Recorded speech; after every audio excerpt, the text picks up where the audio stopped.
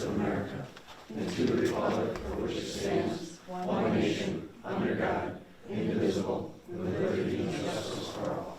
A moment of silence for Veterans Day. Please be seated.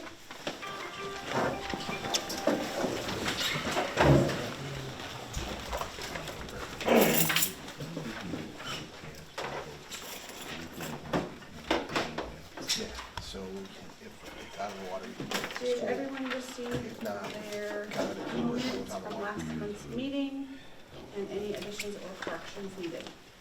I didn't see anything. And I will make a motion to accept the minutes as given. Do I have a second? I'll second it. All in favor? Aye. Opposed? Carried. Everyone should have received their treasurer's report as well. Any questions on the treasurer's report? Then I will make a motion to accept the treasurer's report. Do I have a second? Second. All in favor? Aye. Aye. Opposed? Carried. This month's bills. Was previously reviewed by 3 commissioners. Does anyone have any questions before we make a motion to pay? The only thing I notice is we're still missing either requests or RTP for some things, but I think it's mostly tires on one of them, and I think there was 2 other ones that I found that didn't have anything. One of them had the number, and then I got the RTP, but it's important that we have these attached to them. That's all. I don't remember. I didn't see anything else. Okay.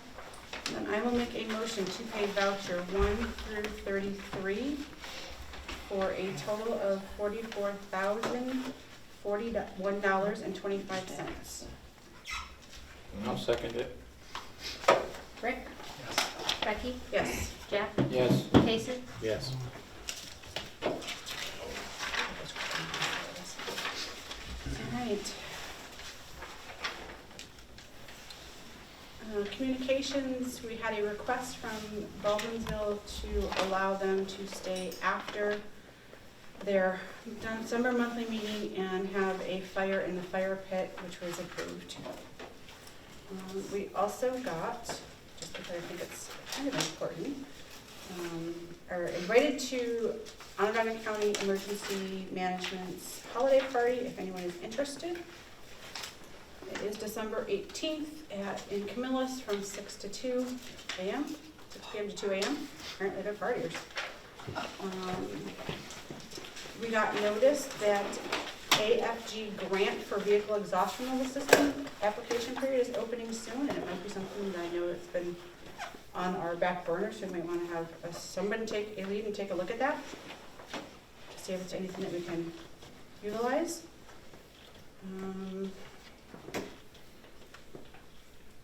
There is a notice from VFBL and workers' comp insurance advising that based on,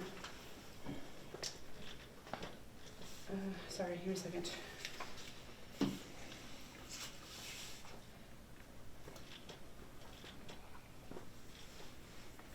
All right, so basically they're saying that based on current industry trends, they're estimating that the district's premium can decrease approximately 5 to 10%, which is a pretty big swing. It's only an estimate based on premium factors such as population, payroll, and the current NY CRIB experience modification, so they're just giving it to us for potentially for our budgeting. And I think that was the last.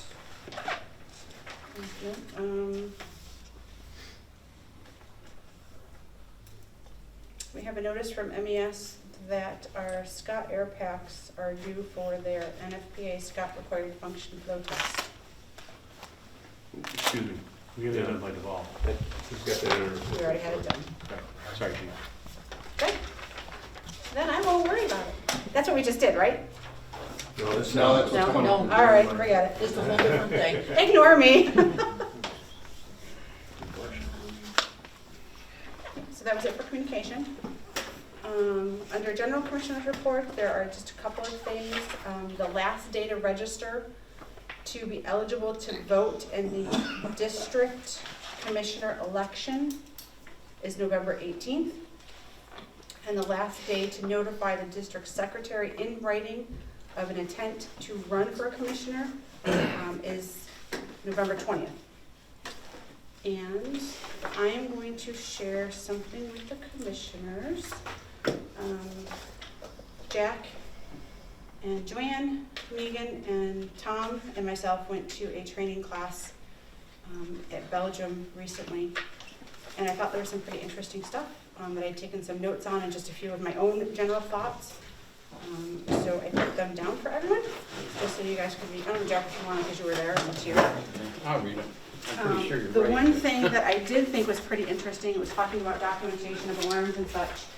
And Tom, I don't know if you had a chance to really look at it and give your thoughts on it, but they had created,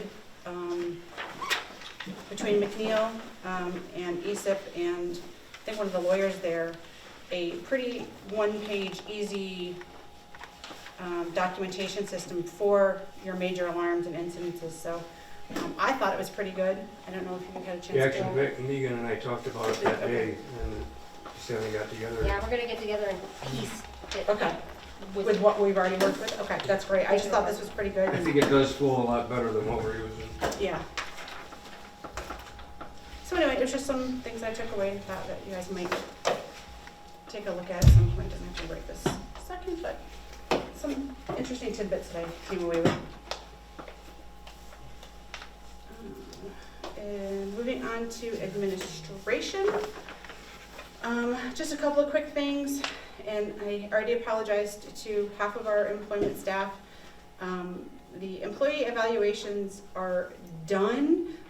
I just ran out of time in sending it to them, so I will have promised them that I will get it to them within the next 2 weeks and sit with them and go over it. And then I had emailed the workplace violence policy out to the commissioners back in October. I was hoping it would be able to hit the last workshop agenda, but there was so few commissioners there, unfortunately, it didn't get brought up. So I don't know if everyone's had a chance to look at it yet. If you have any thoughts, comments.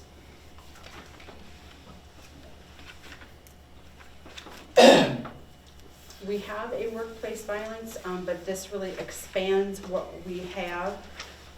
It was very graciously worked on by our safety officer Hopper, along with our McNeil rep that came in and did some assurance risk evaluation for us. And Hopper, you had mentioned that this is one of the things that OSHA, PASHA's really looking at. Yes. Is that? The last inspection cycle, they did an audit, and out of the 10 things they looked at, 8 of them were connected to workplace violence that needed to be corrected, not by us, but by the other departments that were audited.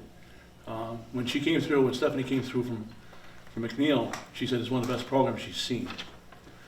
I'm not taking credit for that portion of it, but the technical aspects is what I'm making sure we're hitting the mark. And getting that kind of feedback assured me that we're hitting the mark for that program. Okay. The difficult But we one. really do need to look at revising and adopting the newer policy, because it kind of hits all the points that they're looking for and that we need to make sure that we're in compliance with. If you would like, I can highlight that easily enough. I can get a sheet, give it to you. I can't do it right now, I don't have it with me. Yeah, yeah. Would you guys prefer that? Would you like that? Would you have your opinion whatsoever? I need to review it because honestly, I got it confused with the harassment, with the Okay. sexual harassment policy. All right, so maybe we'll just table it for, I'll try on the workshop again, The and we'll workshop. see where we're at. and if it's something that you can easily do on a computer and just forward it over to the commissioners, like here's the highlighted differences, Yeah, I can do that might be that. No problem. a quick, easy review for us. The other thing that I did want to bring up, because I noticed it in my papers, I know we had talked about the sexual harassment policy procedure and the fact that Megan had very graciously wrote up this little paragraph that should be read at the department meetings to cover the interactive part.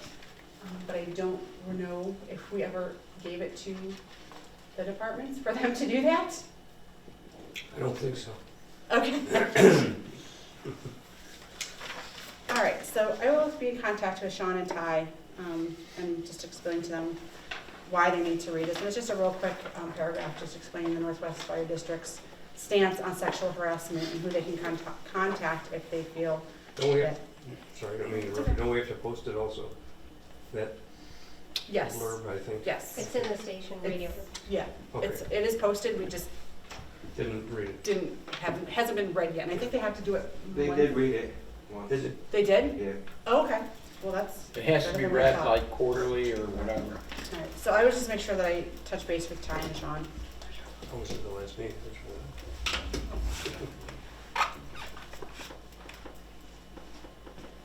I just wasn't sure if they Why actually don't we have them read it, had it. January, quarterly, Yeah. try and then, January. yeah, and I'll just need like a form signed by whoever read it saying that they read it, or something. Because I'm the secretary. Yeah. Should be in the department meeting minutes. If the secretary takes right notes. Financial. Jack, do you have anything financial? Not really. The audit's done. We're getting ready to send we've already taken care of the budget, that's all in, right? Sent in, taken care of. We're ahead of everybody else, so you like us for that. But I don't have nothing unless you have some comments.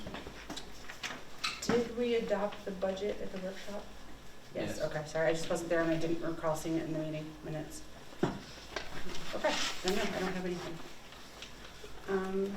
Moving to truck maintenance. Unfortunately, Tony got called out on a service call and couldn't be here tonight.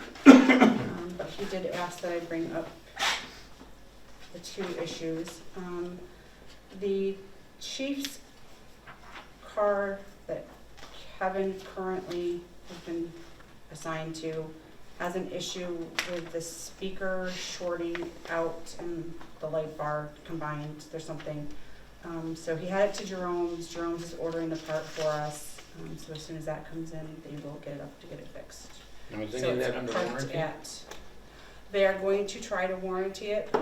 They believe it is, and they are going to send it back to the company, back to Wayland to try and warranty it. Because that's why we went with Whalen, because Yes. it was good no matter where it was. Yep. Am I Yeah, correct? they're sending it back to the factory for it to be evaluated. It's an internal problem.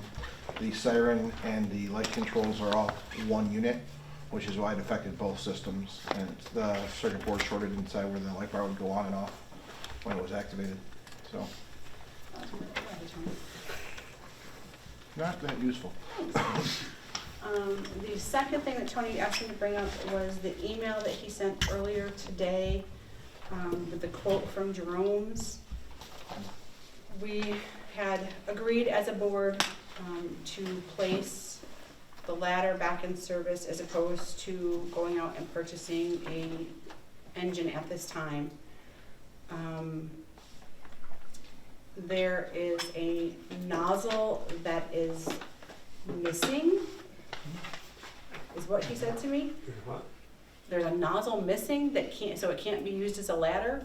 This is Oh, what he said to okay. me. What that means is they took the waterway off Okay, to send it back to get rebuilt. So that means you can't flow water Okay. out of the nozzle. Then we can use the ladder, just can't use the automatic nozzle that's on the end. right, because that's what's being, so the estimate that he sent back is to repair that piece. The repair is 36 plus 2, so about 3,900. As opposed to replacing the piece, if we replaced it new, it would cost us about $12,000. What they are going to do is rebuild it and reinstall it. I'm just giving you guys passing the information that Tony asked me to catch it.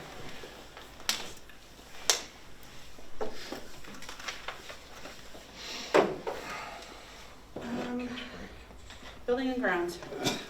I just saw on here, I couldn't remember if I was supposed to get a quote from Mark Walker to do the inspections. I forgot about that. He started today anyway, so it needs to be done anyways. I think it was for the 5-year, I thought, because we've never done it. I can't remember now.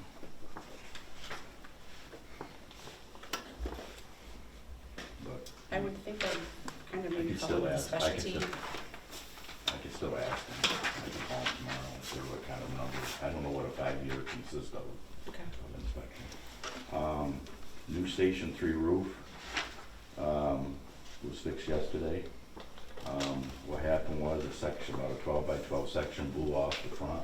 And when it did, it blew across the roof and took 2 pipes out, like chimney pipes.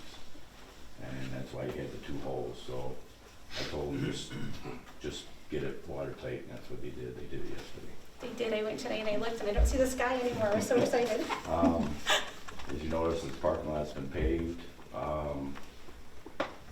They didn't stripe it. Me and Jack did meet with the guy. I don't know if with the weather, it seems like winter comes early now every year. He tried to do it Sunday, but there was an event going on, so he couldn't do it. Yeah, So I kind of figured you'd try. hopefully next week he can. Other than that, I talked to him about the spot I'm not happy with. He kind of gave me a song and dance, but he'd rather fix it later. I don't know if it's gonna be later. It might be later now with the way the weather is. I don't know if he can.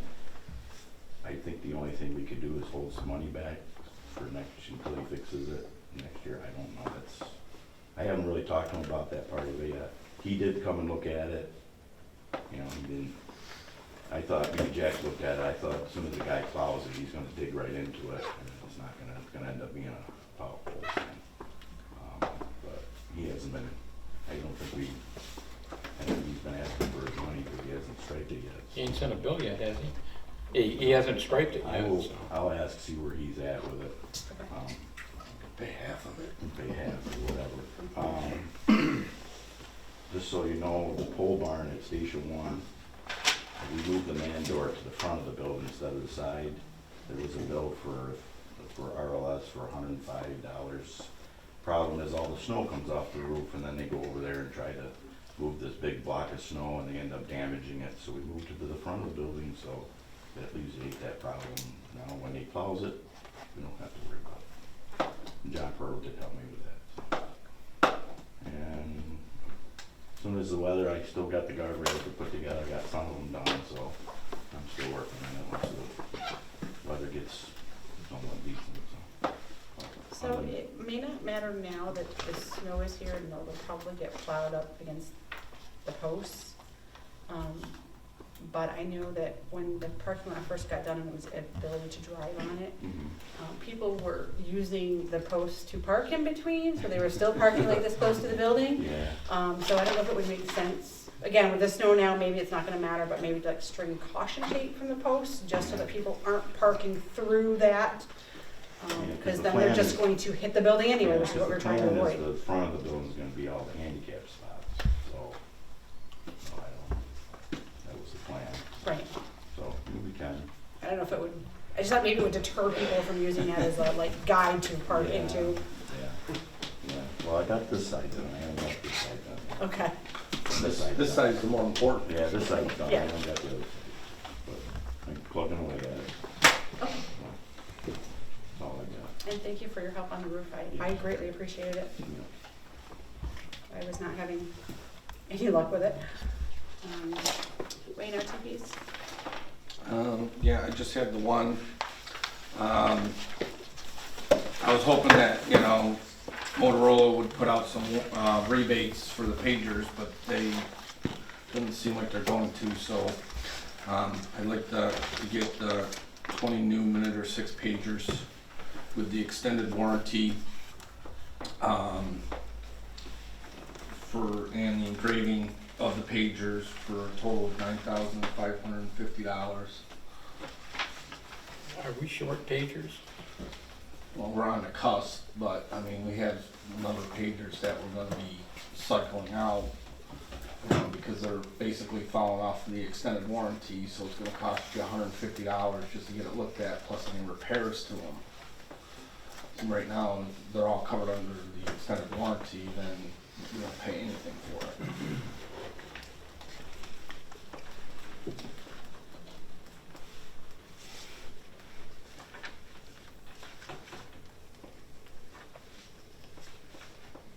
questions, comments?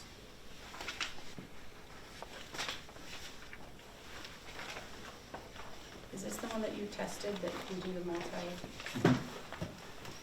County? Don't Yeah. do the multi, The 5-band. the 5 thing.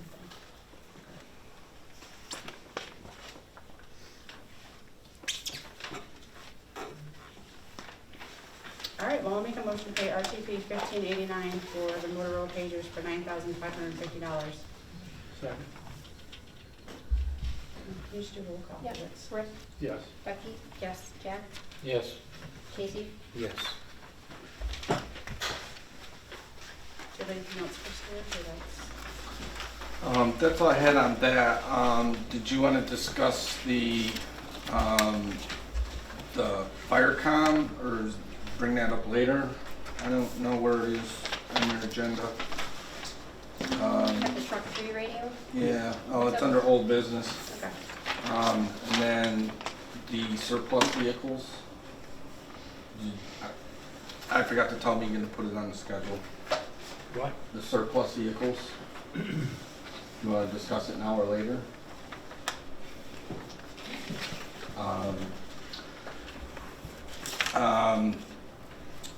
The Expedition and Engine 8 are all set. Those are supposed to go up on the website today on the auction site. So hopefully in a couple of weeks we should be able to get rid of those. There's an issue with Engine 5. It will not start. There's no power currently going to the master switch. I need to get started to get information off of it, so I can't do anything without it getting started. I had Mike Pitts came down and looked at it. It's not the batteries, which is what we originally thought. There's something in the relay system between the batteries and the master switch, because there's 24 volts going to the master switch until you turn it on, and then it goes to a negative. So there's something in the battery system. And with that, it's not the charging system, for whatever reason, when it's getting to the batteries, isn't charging the batteries, but when connected the charger to the batteries directly, they charge right up. So the issue is we need somebody to go and troubleshoot and figure out how we're gonna get Engine 5 started before we can attempt to sell it. So I don't know what the commissioners would like to do. I'd burn it, but it's in the station. Yeah, let me see what you own to charge for, okay. Yeah, they're gonna have to, they're gonna have to come out. We did get the cab up, so we can actually, you can get underneath it. It's just, the problem is, well, we didn't want to put it down, number one, but, it's probably gonna be somebody that's gonna have to be able to go So there. even with the batteries charged up, it still wouldn't start? No, it won't turn over. The master switch won't turn on. And he tested it, and he has 24 volts going to the master switch, but as soon as you turn the master switch on, it goes to a negative. So, you just can't get it going. So, it's somewhere in that relay system, and I don't even know where to begin with it. All right, well, I will take it back to Tony and ask him to have drones or Twitcher or whoever he wants to come out and look at it. I mean, it might be easiest to have them go to the station rather than pay a toll bill Yeah. to send it someplace. All right, I will filter that to Tony.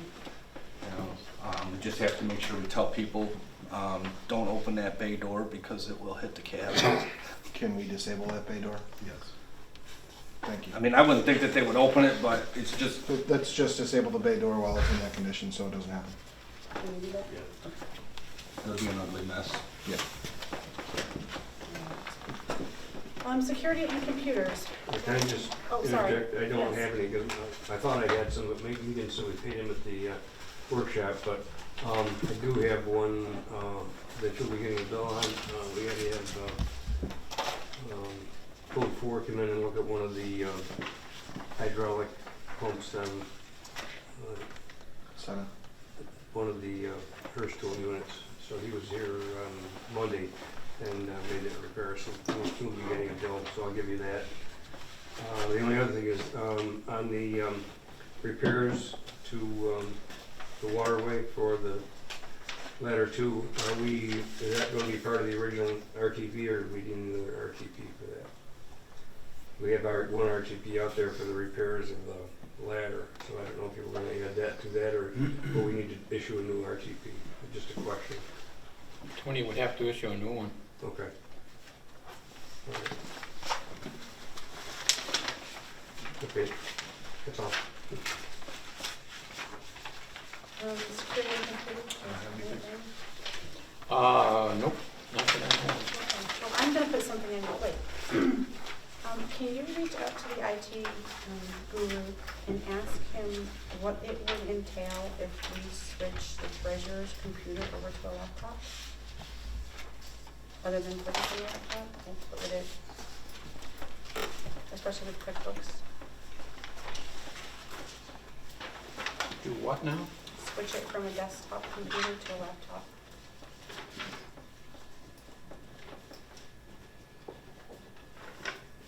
Yeah, I can ask him.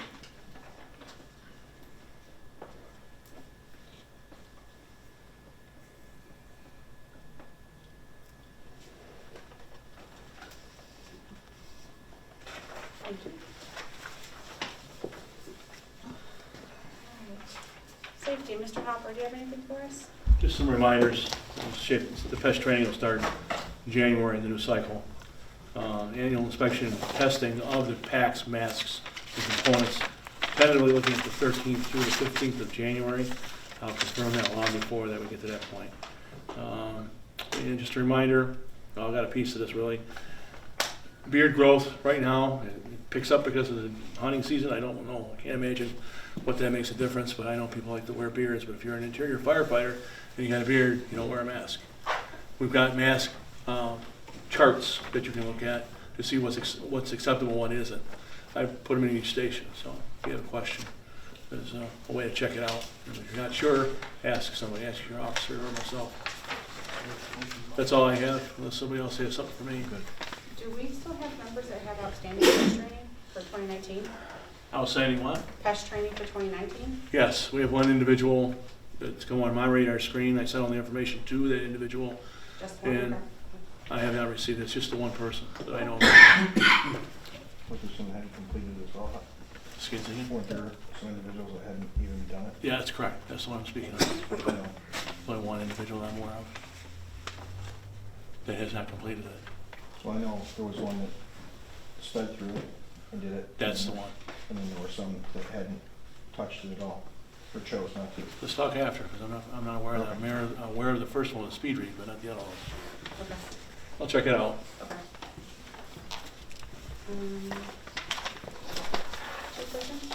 I don't know if the organization approaches, but you'll be out on the boot drive on Black Friday, and we'll be having the Parade of Lights on November 30th. The Parade of Lights has grown to be quite an event, to the point that I met with the ambulance corps and the police department on Monday. I was a little nervous last year watching that parade that if we have an emergency while that parade is going on, we tie up the town. So we're going to use a different approach as far as emergency services this year. We're going to place 50 standby companies around the village. The ambulance is going to put out ambulances around different locations so we can get around the village. We really don't know how long that parade lasts. That's another thing we're going to do this year, is try to time it from beginning to end to see. Once that parade hits Oswego Street, the village is pretty much tied up. So I noticed it last year, and I had spoken to the police department after that, and I said we really need to do something different. This thing grows every year, and it's got to be quite an event. So we're going to try a different approach for that this year, just so you're advised. I'll probably be calling in some other neighboring departments to cover various areas of the village, so we're all covered. compressor issue, I don't know, Billy, did you send a copy to the commissioners? I'm sorry? You sent a copy to the commissioners on the compressor? No. You I didn't? not. Okay. I looked back through my records and you and I and Okay. deputy have looked, but. We found out, I don't know, we bought that air compressor in 2009. We had it upgraded, probably, I'm thinking 13 or 14 when we bought the new 5.5 air masks. And we got it certified that it would fill 5.5. Well, we have just recently found out that they will not certify. Back up. We got the okay, or we upgraded the compressor so it would fill 5.5s. We thought we were all done, or we're led to believe we were all done. We had Fletcher Air come in and they got looking at it and they said they wouldn't certify it to fill 5.5s because the blast container is only rated for 4.5 masks. In essence, what it means is that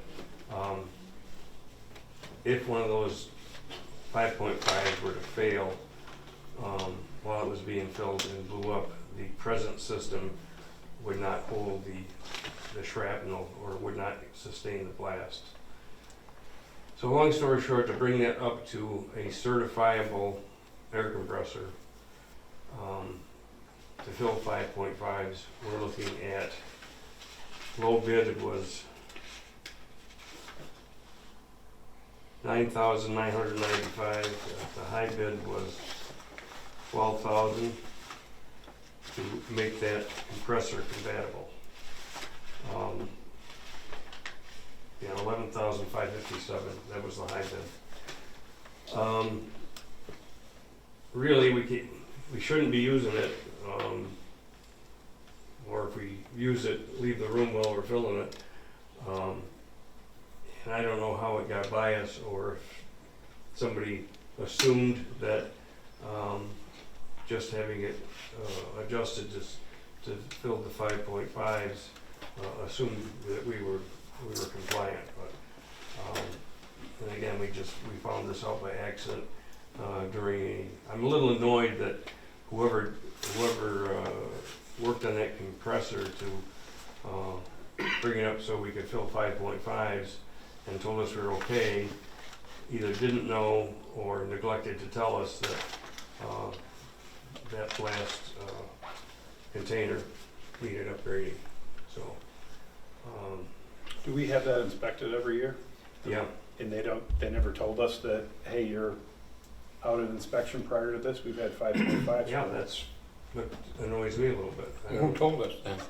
The Fletcher Air, then when they come in to do their service, right, this time. And they just noticed that Fletcher does it all, they've done it forever, right? Previous years? And they've been doing it all along for the air compressor, yes. They did, I wasn't here at that point, I was on a leave of absence from the department when he got that. Notwithstanding, the unit was put in the late, actually 2009 timeframe like we talked about. And the system was rated at the time of when it came on board with us.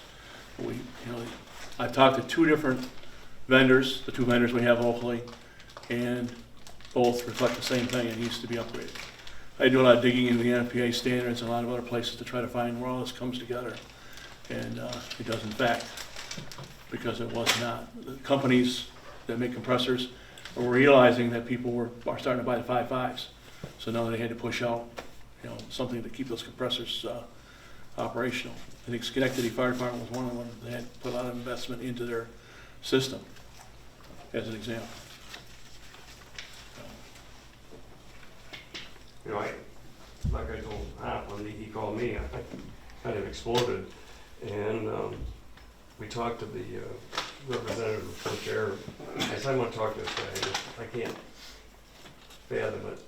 So we had, a conference call for about a half hour and asked a bunch of questions. The one question he never answered, to my satisfaction, was that why now? We've been probably operating that machine for maybe 5 years, And they've done the servicing on it every and year. done the servicing on it every year. We'll get serviced quarterly as well by now. Well, By air sampling. And Now, a when they come semi-annual. in and do the Yeah. air samples, they didn't pull that blast thing off the front, but you would think that would be part of the inspection, but. The only other thing, and they couldn't answer me, they said according to NFP 1901, well, I fired back at them that NFP 1901 is a standard for motorized fire apparatus. How can you use the same standard for motorized fire apparatus on a stationary unit? But he said it's all in the, and I'll show you he said how you can tell, and there's a picture of it, anything that's been upgraded to the new 5.5 bottles has that yellow insert. That's how they tell the difference when they're when they retrofit. The new ones come out like that. If you request a compressor to fill 5.5s, it would come like that. It would have to be retrofitted, and that's why the colors are different, so you know that your compressor is rated to fill 5.5s. And that would be the insert that they would have to put in at the prices I quoted. I don't know if it's something we want to just hold off and do it under next year's budget, because I know we're at the end of the year, and I don't know what kind of money we got. And it's one of these things we didn't plan on. We didn't know it, so we could build it in. But Yeah, but technically, that's what repair and reserve is for, is it not? And are we gonna be jammed up filling a bottle? Well, I don't, we wouldn't be jammed up on filling our own. I would say we wouldn't fill anybody else's bottles. But, here again, the only safety, in my opinion, the safety officer can correct me if I'm wrong, is that at the present time, using our present system, I would put the bottles in the blast thing and just leave the room until the compressor fills the bottle and go back in. That's the only stopgap safety measure we can make at this time until we decide whether or not we're going to retrofit it. So I guess my concern isn't so much, this isn't gonna come out right, it's not the safety of a person, it's any kind of repair if it fails. Is the insurance company gonna say, why should we rebuild your workroom when you filled it and you knew it wasn't, it's a good point. that's, Yeah, you have it in writing now that there's something wrong. now that with it. we're on notice, we almost, in my opinion, we need to fix it or not use it, one or the other, and not roll the dice. I'm pretty sure not using this as a viable option. Not really. I mean, could we put out a bulletin or something to tell them to turn it on, you leave the room for now? Well, we can do that's that. not the most feasible way to do it, because if the I if the bottles aren't at the right, it's not gonna fill. Well, Aren't you filling up tanks still? So you gotta go in and turn the valve off and on every, that's foolish to do it that way. yeah, so, All right, then I'm just gonna make a motion I see that. to spend $9,995 Yeah. to repair the air compressor. Second.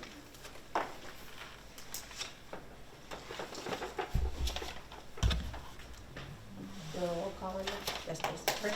Yes. Becky? Yes. Jeff? yes. Casey? Yes. Can I say one other thing on that? Mhm. Can we get a resolution written up and take the money out of the repair and reserve? There's $64,000 in there, so I'm just not sure how to write it up. There's two ways you have to write it up, remember? And I can't remember, because I don't want to pay it back, but if we take it out of the repair and reserve, it would definitely, it won't affect any operating budget anywhere, and it won't affect any equipment you need next year that you thought you were going to buy, and we're going to be able to buy it because of spending it. Yeah. Okay. Yeah, I'll look back at the old, because I know that we have the resolution from before, and I'll just adjust it for this.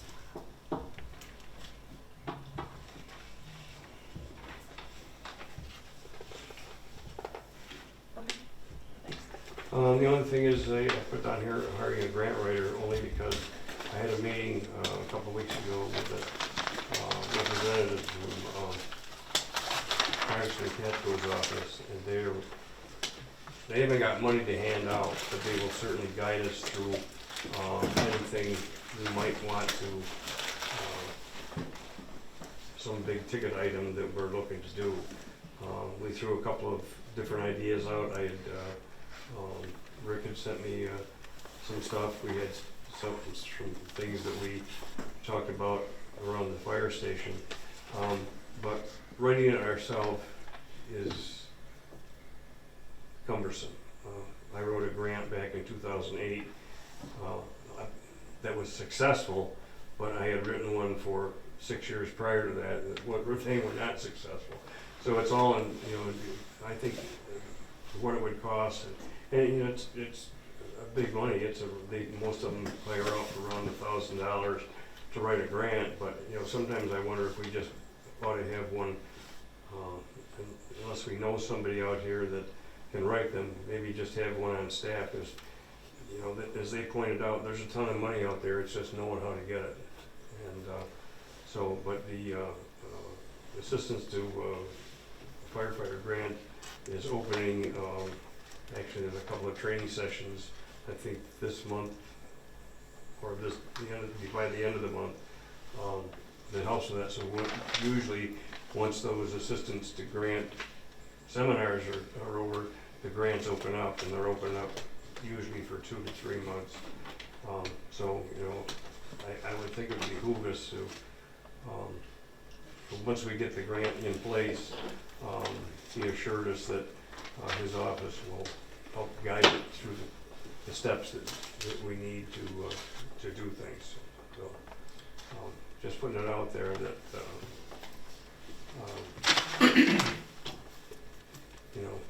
I thought it was a very informative meeting. As they pointed out, there's money out there. It's just knowing how to get a hold of it and get it.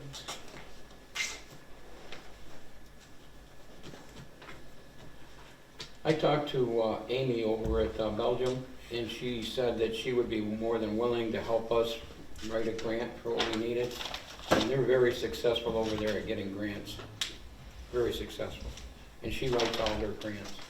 They know how to get out. I mean, I can take that smoke thing and go over and talk to her if you just want. It's not a big deal. See what she says. But the last grant writer, they said when we looked at it, he was only about 27% successful. The one we looked at that Tony had. I'm 80% successful because I've written 4 of them, so 3 of them. Have you written the federal grants? Pardon? Have you written the federal grants? Yes. You're lucky then, because they're cumbersome. Yes, I did.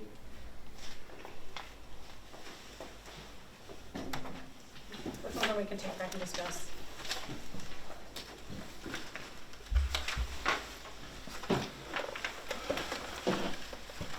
Anything else? Radio communication, I got a report back from Derek, who has been using the, help me with the words. The Rhino tab? Right, okay, maybe The Rhino tab that he's been demoing in his car. He said it's working very well. No dead spots. Even when it's in the sleep mode, he's starting it up, it comes right on very quickly. The system, the cars we have now, or the computers we have now, you're lucky if they come on by the time you get to the scene. So, I mean, that's a long-term thing that we got to think about for not only the chief's cars, but all of the tablets we got in the trucks now. They're just all aging, and but that his recommendation would be that we at least buy this one that he's got in his car, or another new one, and start replacing our present computers with that particular system that they demoed here. I think the price that they quoted us for a new one was right around $4,800, I believe.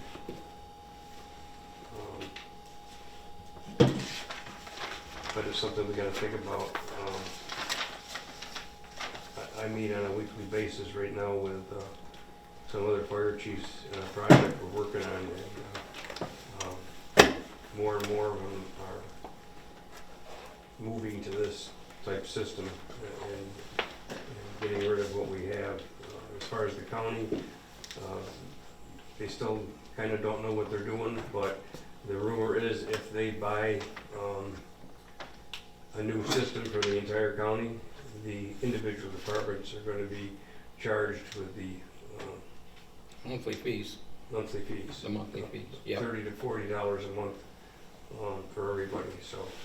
That's what this one is, $40 a month too. Yeah, so it's not like, and we were already doing it with a couple of cars. And going along with that, I got repairing my computer. The radio repair was out looking at that, and I need what they call a SIM card, because there's no modem in that car. So that's why it hasn't worked since I had it installed. Either they took the modem out and assumed we were going to use a card. Mine will not. It comes on, but all I got is pretty colors on the screen. So that's the computer in your car, not the one on your desktop in your office, right? Right. Okay. So my recommendation would be that we purchase this one radio and then maybe think about replacing one a year until we get the fleet up to date.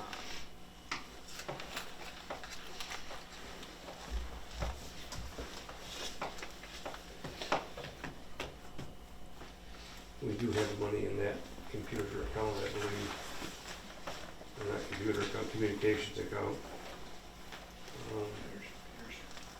Actually, looks like we got enough in there, we could buy two of them.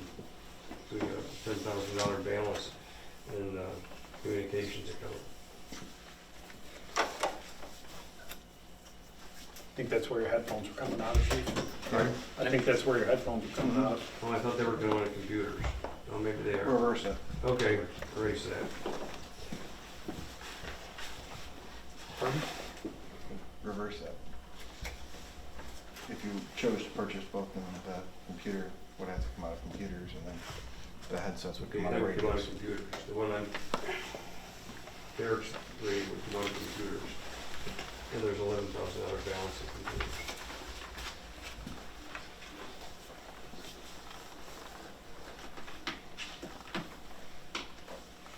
Do you know, I know I worked with Derek on getting it set up and stuff. Do you know when the 30-day trial is up? I think it's soon, but I'm sure if he All right, I'll wants, check with him. if he wants to sell it bad enough, he'll extend that.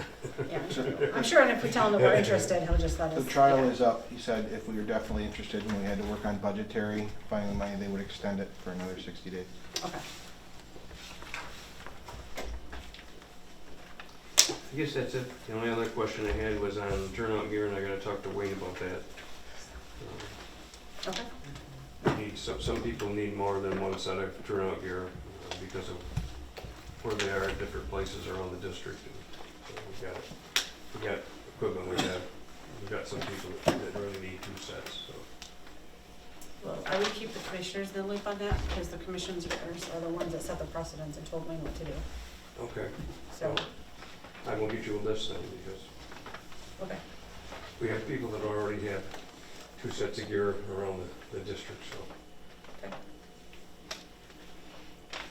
Anything else? Bad can of worms to open, Chief. But, Double sets of gear. well, can't help it. You know what you're gonna be faced with fairly soon? Everybody has a second set because of this freaking cancer scare. Trust me, it's coming.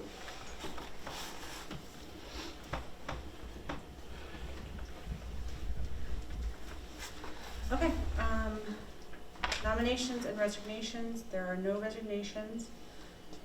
We have one new member in Baldwinsville, Justin Holbrook. And I'm assuming his background and everything came back with that, right? There was 2 nominations in Lysander. Where's all that paperwork? Background checks are out. He just submitted them the other day, background checks haven't come back yet.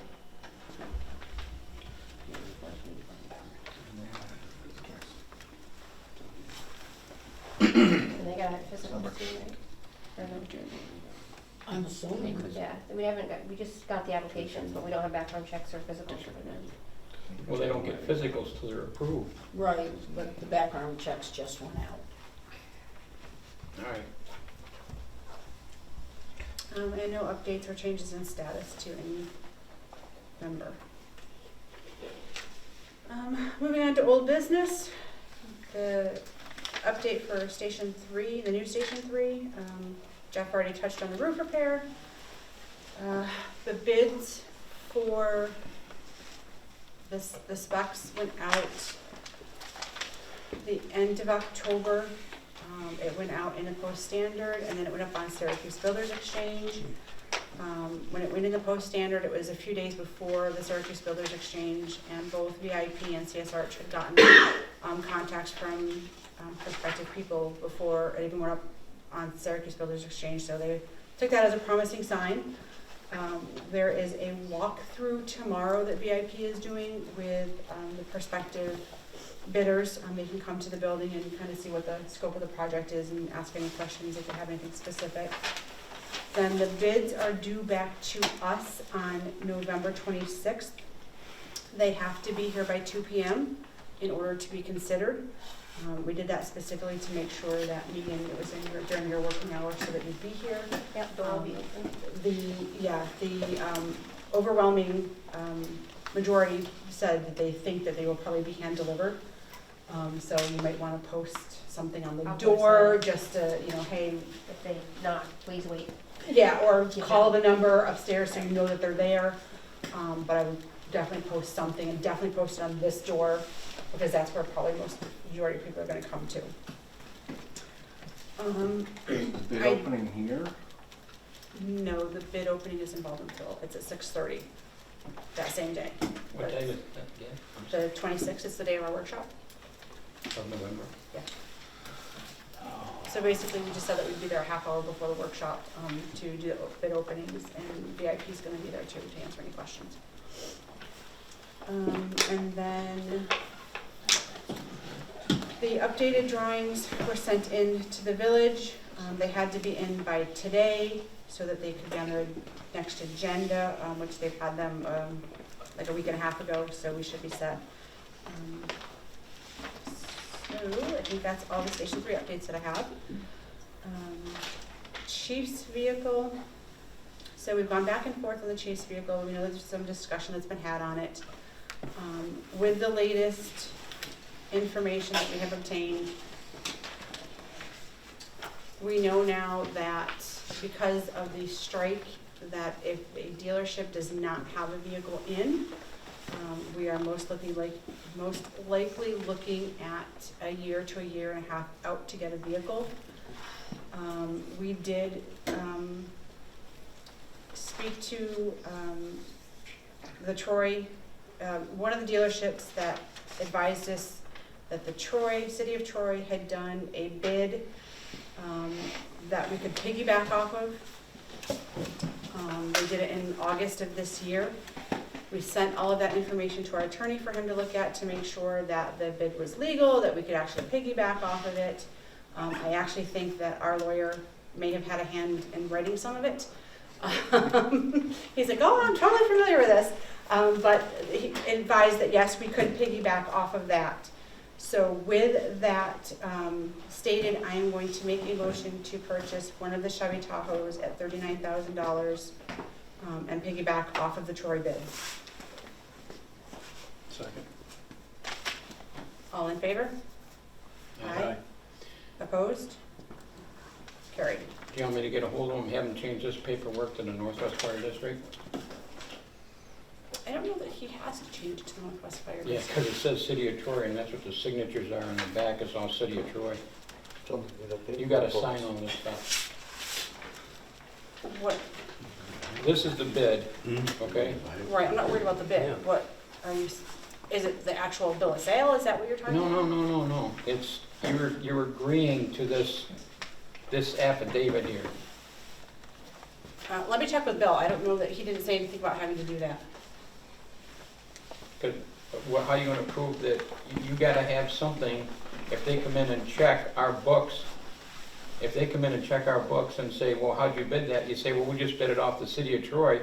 This is for the Troy Fire Department. It doesn't say Northwest Fire District. Yeah, but I you have understand legal that, but documentation it's- from Bill that says you can piggyback And off it it. states in there that other departments can piggyback off of this.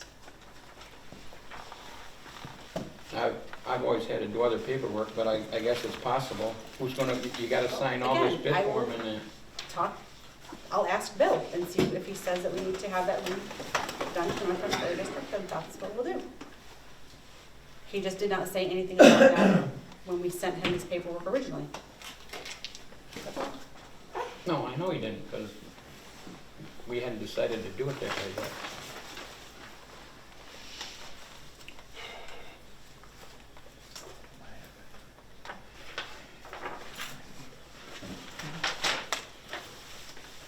Truck 3 intercom and radios.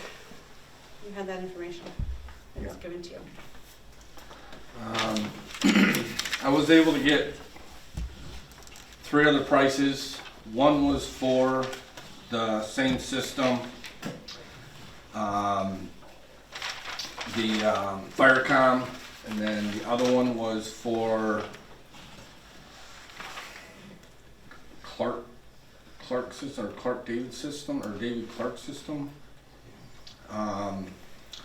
which was actually, the systems are pretty comparable as far as what their capabilities are. The Clark system was actually $1,500 more. The other quote that I got was from United Radio, and it's like $200 less than what Jerome's had. And his quote was $8,216.55, where Jerome's was $8,449.60. My understanding is it's also the installation of it. There's no price on the drone quote as far as installation of this. I understand for both, but In talking to United Radio, basically it's going to be a T&M type thing, and at $95 an hour, he says it could take anywhere between 3 to 5 hours to install. So you're looking $300 to $500 for the installation of the system. The other thing that they brought to my attention, and I don't know if you're aware of it, but with this system, I mean, obviously you guys are probably more familiar with it because you guys probably, Jerome's probably worked a little more with you guys as far as it goes, but there's no emergency button on this system. no, that's correct. So, I didn't know if you guys were aware of that, so if an emergency does occur, they have no way of communicating that. That's why it would be limited to persons directly in contact or in the vicinity of the truck. It wouldn't be used internally or somewhere else on the fireground. Right. I mean, my understanding is that it runs through the tech channel that they set on the base radio in the vehicle, and then it's a talk through on the system itself. Obviously, it's an independent talk through system, that if they want to talk on the TAC channel, then they have to push a button to talk to other people on the firegrounds. But I thought only one of them was gonna be able to do that. Two. The officer and the operator would have the ability to do that.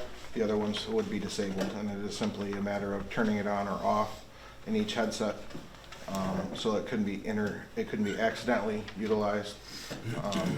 And for intercom usage within the vehicle, that is a Vox voice activated system where you would just speak into the microphone and you'd be able to hear between the headsets.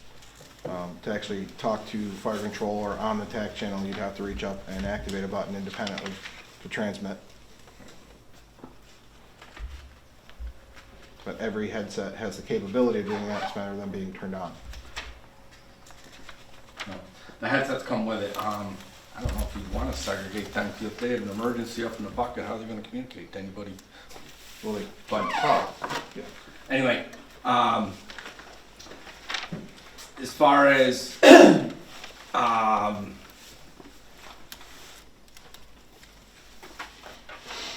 don't know what other information you needed from me, other than you said that you wanted additional pricing.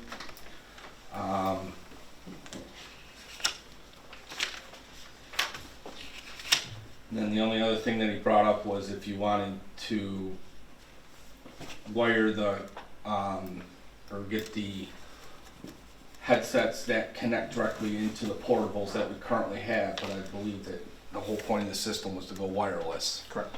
So, I didn't entertain that information with him, I just told him that the whole idea was to go with the wireless headsets. What's the drawback about using the portables again? Well, one, we have a limited number of portables currently. This would tie directly into the mobile system on the truck, so it wouldn't be there, and you could free up a portable. The headsets directly, specifically for the crews, so you don't have the officer or the operator trying to reach behind them and turn around, give orders, communicate over the sound of the engine noise, the siren, etc. You'll still be able to hear that. It's also hearing protection for the operator, because it can limit the outside decibels for the engine noise, siren noise, air horns, etc. And the crew can communicate directly and easily just by talking without any hand options or trying to yell, for effective assignments and communication and route to the call. That's exactly what the headphones do that hook to the portables. No, They they go in? don't. The headphones that connect to portables, each person in the vehicle has to have a portable. We don't have enough portables for that. We don't have anywhere near enough portables for that. How many portables are there on the truck now? Right now we have one for the officer, one for the driver, and then one for the hydrant. 3. It has the capacity to seat 6. Each portable, if we were to upgrade portables for each person in the vehicle, each portable is approximately $4,000 to $5,000, depending on what options and features. You got the 1500 series, 2500 series, and Motorola is no longer in production, so you have to figure out where you're getting it from.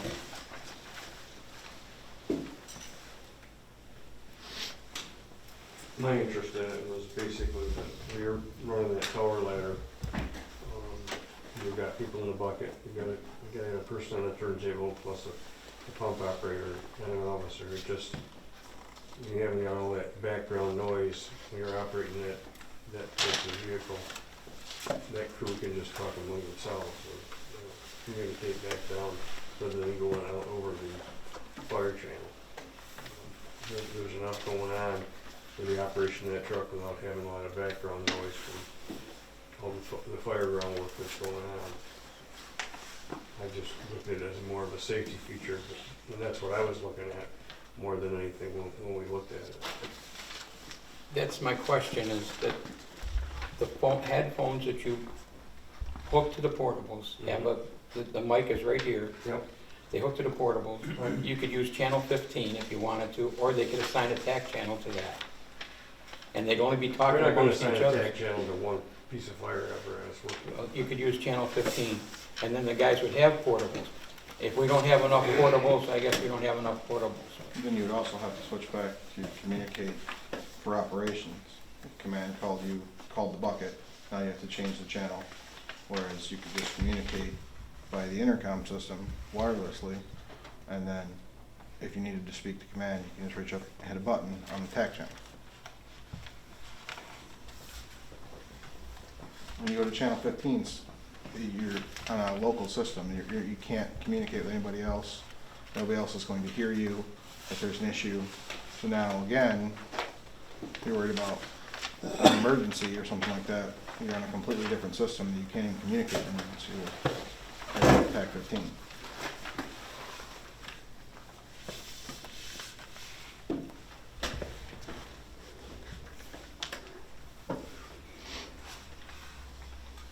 So I will say, I don't know that when it was first proposed that I was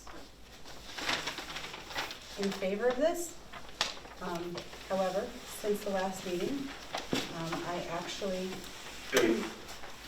had truck 3 come over to the new station for a detail for us. They actually, I needed to get one of the guys from Arctic up on the roof so they could take samples for the hazmat report and the phase 1 environmental report. And I didn't have any way to get them up there, so I called over to the station and they were there doing some, I think they were doing fire prevention. You guys were on break. So Chief Perkins let a couple of the guys come over with the truck so that we could take the person up on the roof. And I will say, just in that small setting with the truck running and nothing else going on, trying to talk to the person up in the bucket and me standing on the ground was really hard to do. So after that, I thought, geez, if I'm having this much difficulty talking to this person and there's no other noise, I can certainly understand your concern and the problems that you guys could face being on a fire scene with a lot of different noise going on. So it kind of changed my mindset a little bit. What I'm not necessarily, this is just my opinion, in favor of at this point is buying 6. I understand that the truck has potential to seat 6, but currently can only seat 4. So my thought process would be to let's buy the 4 and test it out, and if we modify the truck down the road and it can fit 6 and it works for us, then we can buy 2 more headsets. It's something that we could budget for. This is not something that was a budgeted item. It wasn't, you know, but the money is there in the line item that we could use it. I just don't know that it's necessarily, I don't want to buy 6 and have 2 of them sitting there not being used.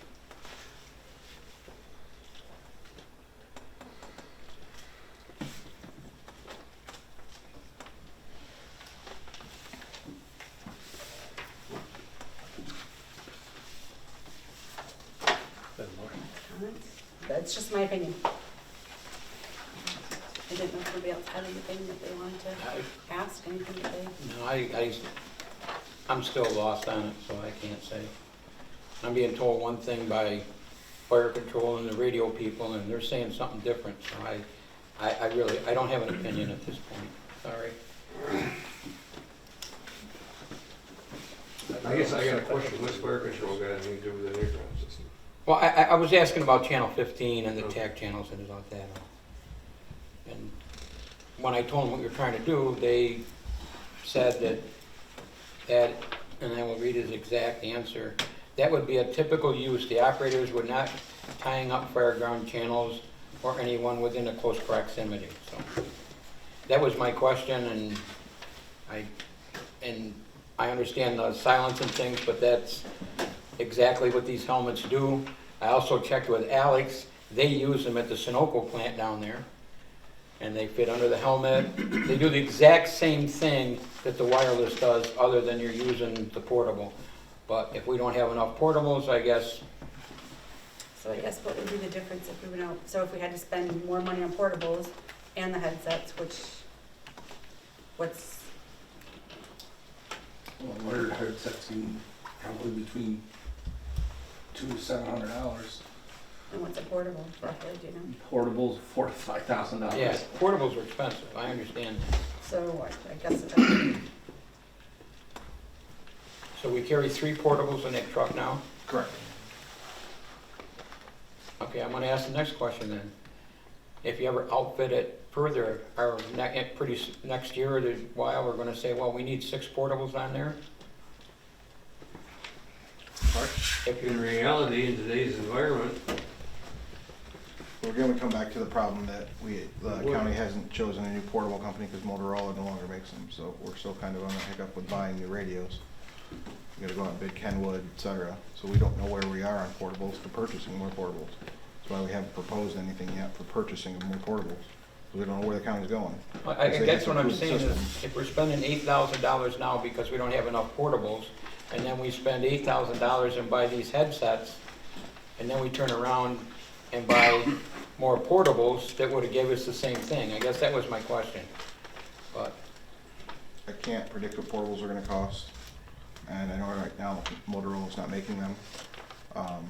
Ideally, purchasing portables for every person or every seat on the truck would be great, but financially, it's not possible. So you need to have one portable per crew, and that's the way we operate now.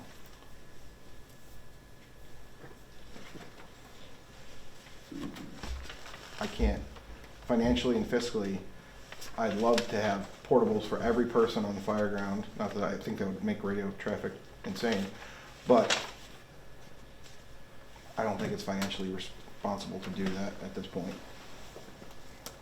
Especially with not knowing the change and to what the county is going to approve for the radio system, because the county owns the radio system. They have to approve the vendor, the manufacturer, etc., for new portables and everything else. And what's going on? And Motorola hasn't been awarded that yet. If they even choose to bid it again, I don't know.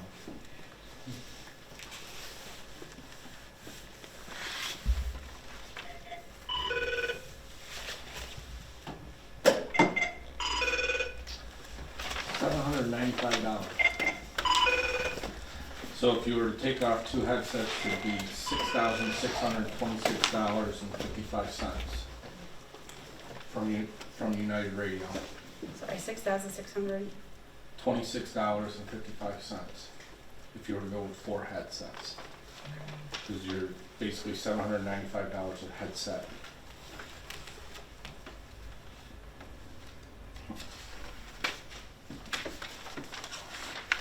And generally, a portable is 4,000 to 5,000, but the company that's making them is no longer making them. They're not making those models anymore. Correct. They're not making that model. Who Yeah. knows what they're gonna do? But they haven't brought forth No. anything new.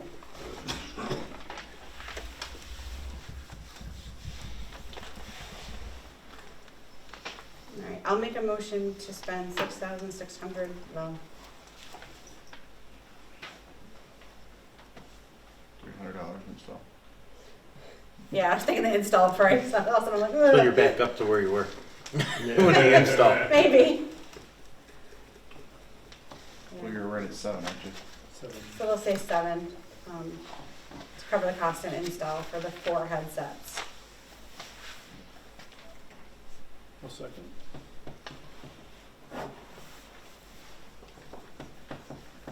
Rick, Yes. Becky, Yes. Jack, No. Casey. Yes.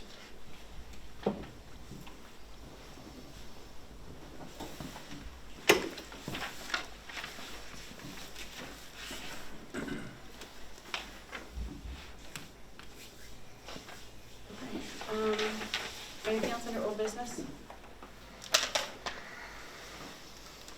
All right, then moving on to new business, Lysander Kitchen. I have a question about the kitchen being used for the auctions and who's doing the cooking. Well, whoever's here, I'm out there, what's your Jim's auction, is anybody cooking for that, and who is cooking? Yeah, most of the time it's me or Jack or whoever's here. Because you can't pull people out of the audience, it's violating our insurance policies. And we need to enforce that. If somebody who doesn't belong to the Northwest Fire District shouldn't be in that kitchen cooking for an auction. Well, they're not cooking, they are handing out food and making money, but if you don't want them in the kitchen, that's fine. She didn't say she didn't want them in the kitchen. And If they shouldn't be in the kitchen, that's fine.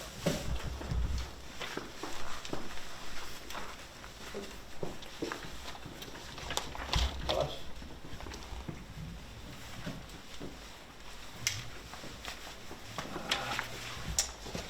Have you ever really done anything, we've never had anything to do with the auction, it's always been a department thing. So, but I Except guess we own the that it's building and our insurance, building, right? no, I would not want Joe Q Public in there. But Well, but let's back this up a step. So what's the difference, what's the difference between somebody with the auction handing food out or doing whatever and somebody that uses our facility that gets approval? What's the difference? There's somebody from the public that uses our facilities. do they have access to the kitchen? Some do, some don't. Well, then, if we're gonna let anybody come in and rent the hall and use the kitchen, I guess I don't. But see you know what I'm saying? Yeah. If it's a concern that somebody with the fire district isn't doing the cooking or handing food out or whatever, then why are we letting anybody use the building if it's not a member of the fire department? You see what I'm saying? That's all I'm trying to make the link to. Right. Well, everybody that comes, that use the building, they sign a release for all that stuff. All we have a release for from the auction is just them using this room out here. So can't we have them, We're gonna have them sign the gonna have release to for the tell him kitchen? that it's gonna be his responsibility for all the people from the auction that work in there. It's not ours. Sounds appropriate.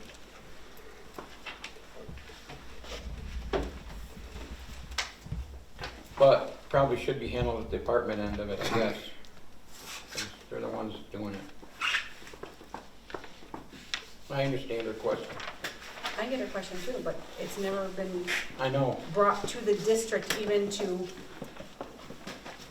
I'll say, ask Where's the whether proceeds we from the want- kitchen go to? The The department. department. Then it should be the department doing it, not Right. Joe Public. I guess, you know what I mean? I get that, I mean, I understand both objects, but if the department's the one making the money, the department should be the ones in there doing the work. Not someone from the auction. I can bring it back to the department and question them on it. It was discussed last night at the meeting, but I don't really think they come up with any other than they originally weren't gonna do it. They originally were not going to open the kitchen for the auction that Jim Olney does. But then he asked a couple of the firefighters and they said, yeah, we'll do it. So they started doing it and the department really didn't know about it till last night, and I don't know, they kind of settled it last night, but I can bring it back up to them about outside people going in the kitchen. What I don't want to see is some Friday night that I'll say Adrian can't make it because he's gone somewhere and nobody shows up, and there's people that have helped him before, just all of a sudden go out and turn lights on and turn the stove on and start, go out to the refrigerator and grab stuff or hamburgers and starts cooking Right. because they know where everything is. That's what I don't want to see happen. So Then I would make it very clear to the auction people that if there is not a member of the fire department here, that The kitchen doesn't get open. Right. End of story. And if we find out differently, that will be the end of their use of this hall for auctions. I can talk to Alex, and I can talk to Jim Olney and try to let him know.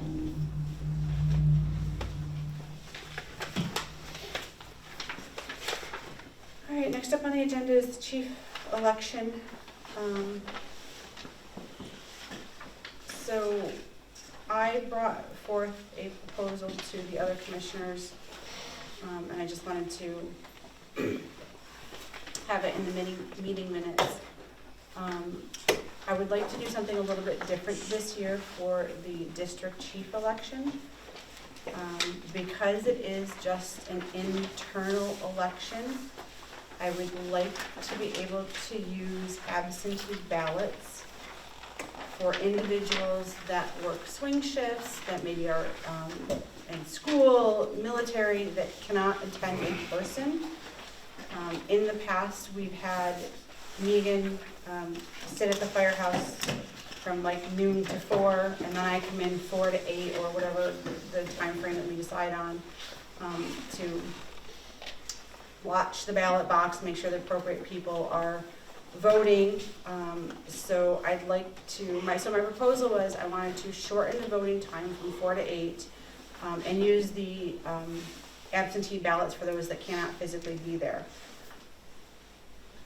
Megan will be in charge of providing the ballots. The individual will have to request the ballot from her. The ballots will be numbered, and while we will not track who gets what number, it's more so that we know we put out 10 absentee ballots. So if there's 3 of them in there with number 5 written on them, we know those 3 are somebody duplicated it, it's not legit. So this is kind of a test to see if this goes over and if everyone can act responsibly with it. If it doesn't work, we won't do it again, honestly, but I'd like to see if it would work for this election. The other part to that, I'm sorry, the vote date is also the first Thursday of December, which is December 5th. The other thing that seems to crop up every year is who is eligible to vote. So rather than have to go through this every year, I am going to make the following suggestion, and this is where I kind of need more of the input from the rest of the board members, if they agree or don't agree.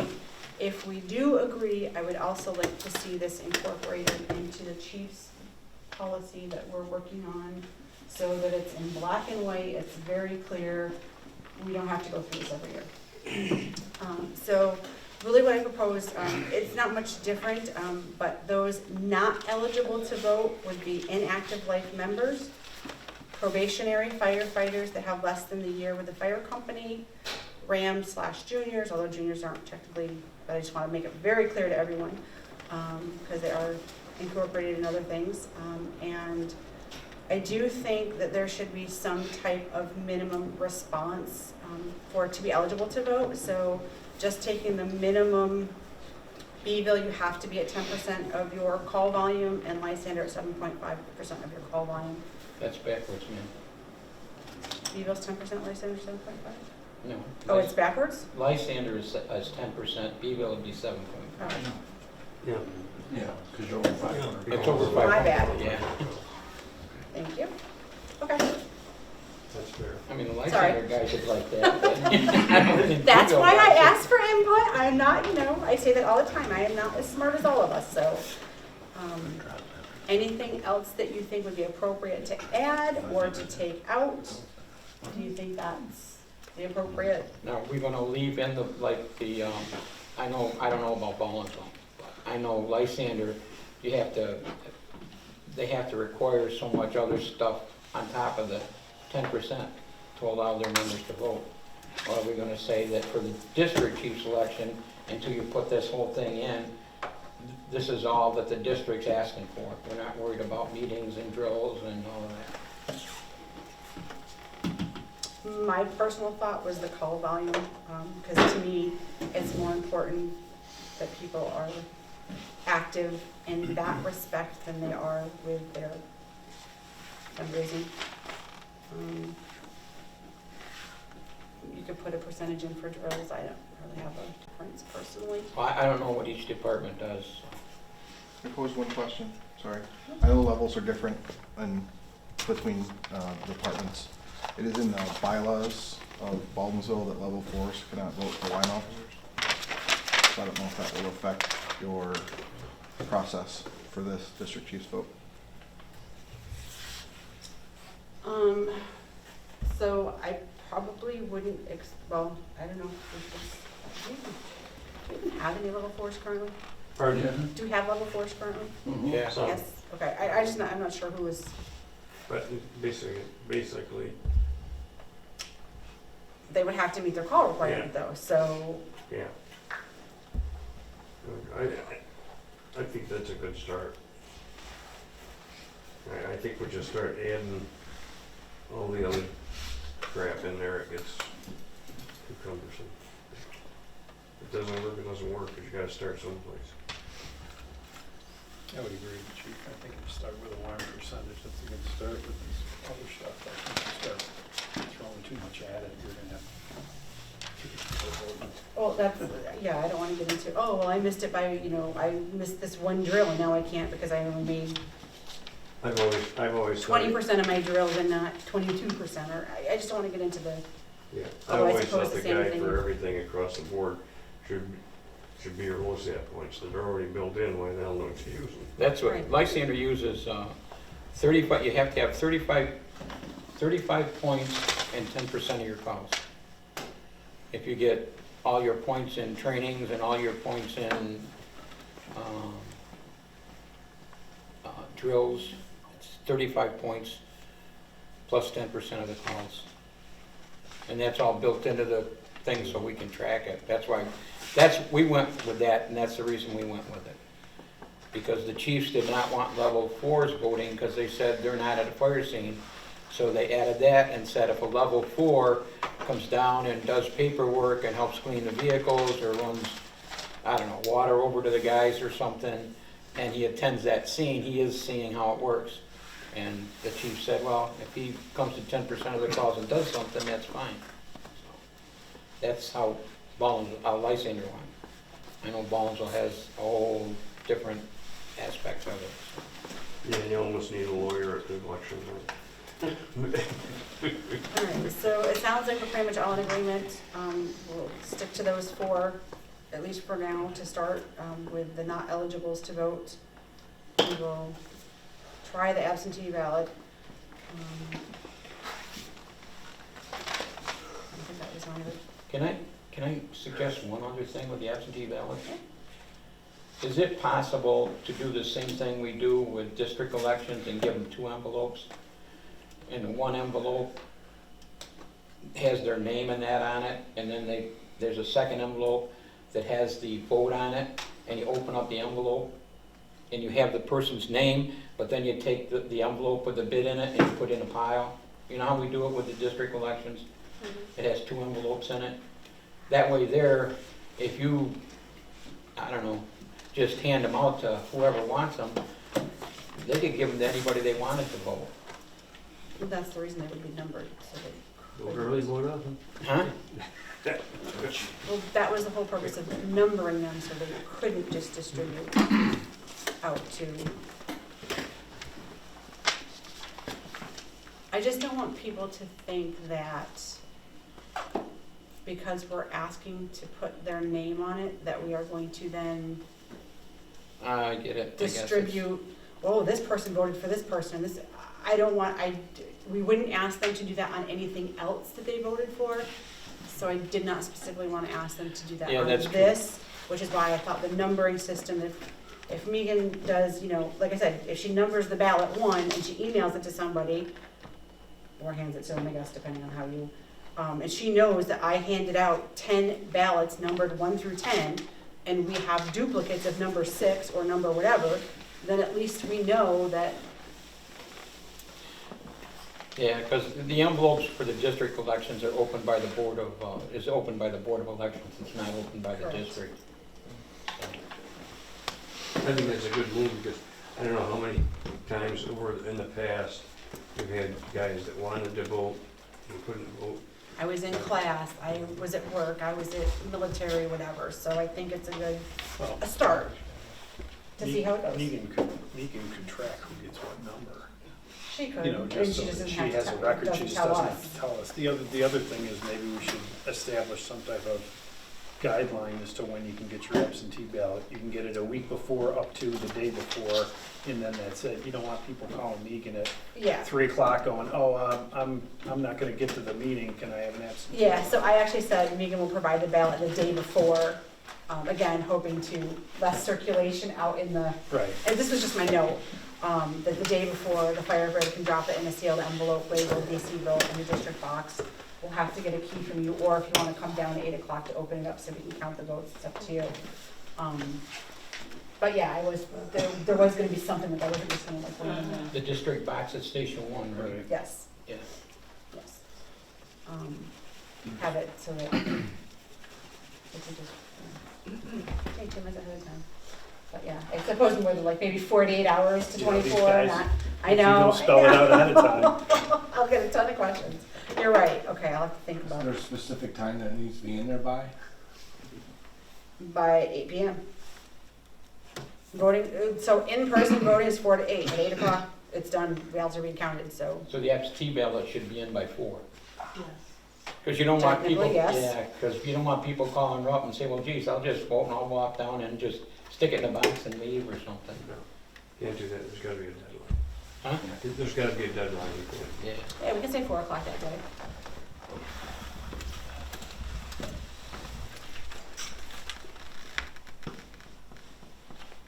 How do you control, or how do you monitor people not voting twice? somebody writing an absentee ballot, turning it in before 4, then coming back at 7:30 and throwing another vote in there. Don't you sign in? Because you sign in. They do have to sign in when they are there in person. So if I sign in and already got an absentee ballot from Megan, I'll just That would check. be a signature on a page somewhere, maybe. I'll check the sign-in sheet. So With then what I you need would have to- to make it clear that if someone receives an absentee ballot for no reason, will you allow them to vote in person, even if they say, oh, my class was canceled, my shift changed, I left the absentee at home, I just decided to come here and show up. I would say yes, because we'd be able to know that the absentee ballot wasn't actually put in, Right. because you have the name of the because we number. have the name and the number. I said vote early, vote often. No, no, no. All right. Just ask her. Dizzying. Is it as of the day before, December 1st? I would say 12/11, or I'm sorry, not 12/11, because that's the day of the other voting, sorry. Yeah. I would do the day before, They can vote on it. so would be 12/4. So yes, you would have to have, as of 12/4, your call percentage has to be the 7 and 10. And I was actually gonna have Megan pull the list so that I can get it in there on Thursday, so that I know who is eligible and who's not, and watch the box. Anything else we can think of? All right, we'll move forward. Thank you for all of your input, I appreciate it. Any other new business from anyone? I've got two things. First thing is, I think tonight we ought to make a decision on the December workshop so we can get the notice out, please. Because the December workshop is the 24th of December. We don't have one. It was We're not gonna have one, right? We didn't schedule one, so it's, You didn't schedule it? No. Okay, I didn't know. I looked at No. my phone automatically puts all the dates in, and I seen it on there, and I said, I didn't know. yeah, no, we have no December workshop listed for that. That's what we submitted at the beginning. Okay, thank you. I was contacted by the American Red Cross. Evidently, they got new people down there and they want to update. This is a facility use agreement for a shelter facility for the Red Cross. We've been a facility for 15 years, I think.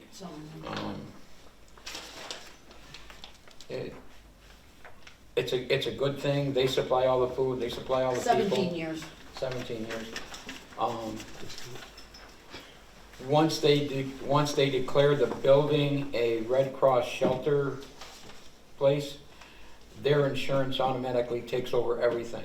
The liability, holes in the wall, broken windows, theft, whatever, their insurance takes care of it. The minute they tone it out and say that this is gonna be either a place for people to stop and get food or sleep over or anything, so.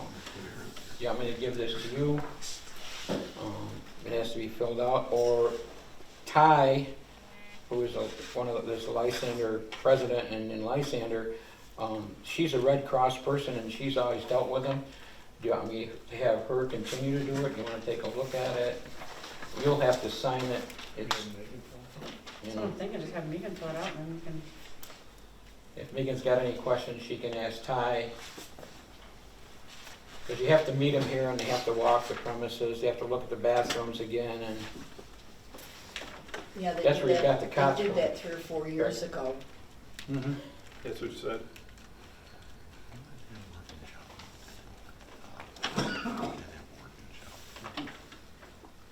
Yeah, it doesn't seem to be anything too.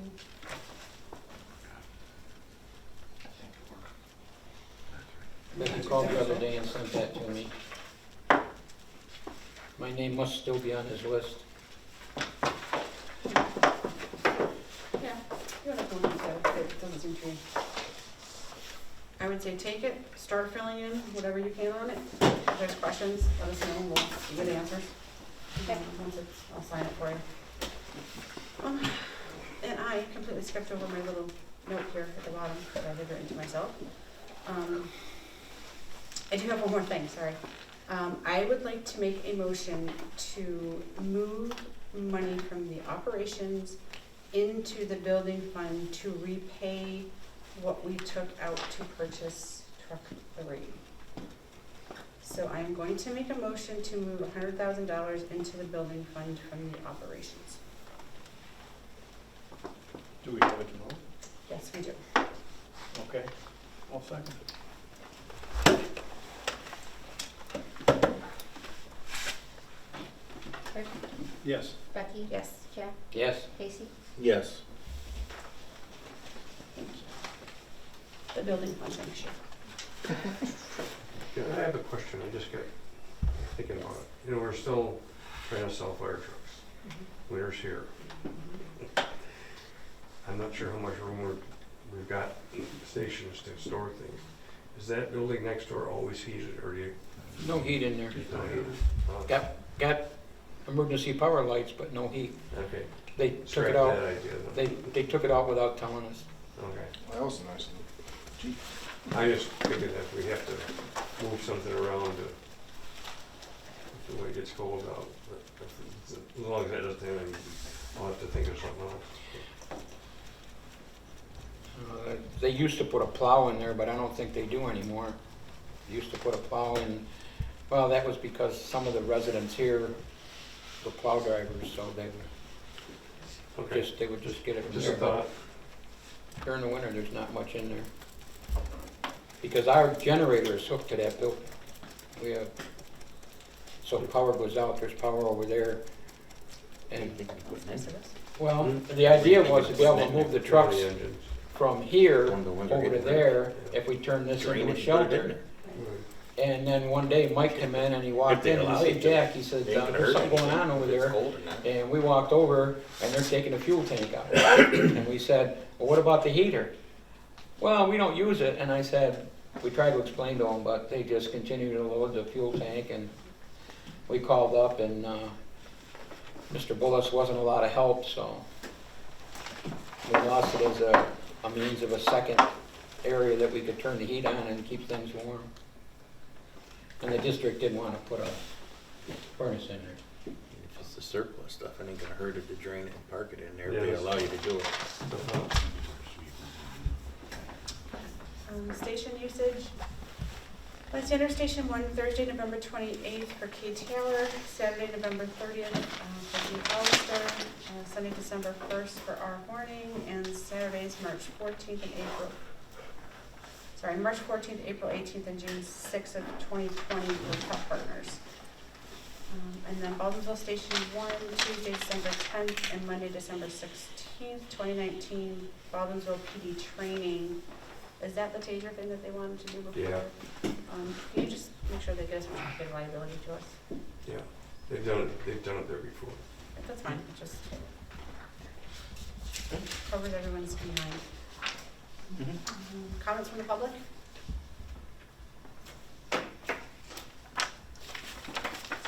You don't need to do executive session, correct? No.